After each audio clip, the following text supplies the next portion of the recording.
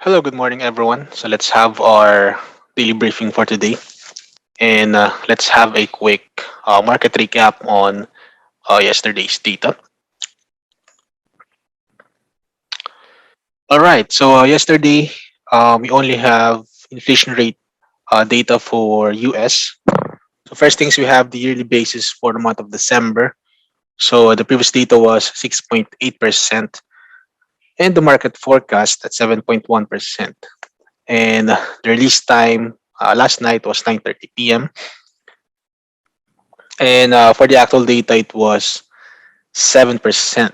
So lower than the market forecast, but it's better comparing on the previous data, but still did not beat the market expectations at 7%.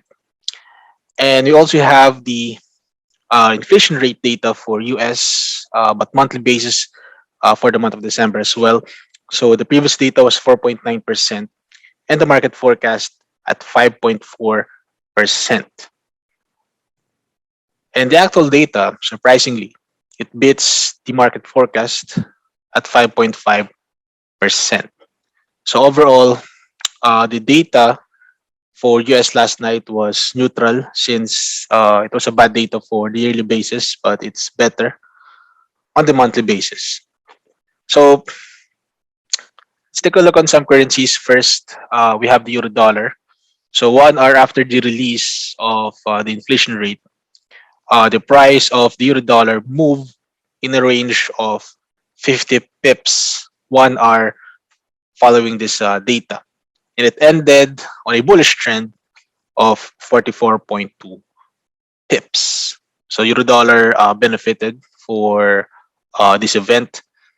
Also, we have the British pound against the dollar. So 1 hour after the event, the price of the pound against the dollar moved for about 45 pips, and it ended with a bullish trend of 43.2 pips.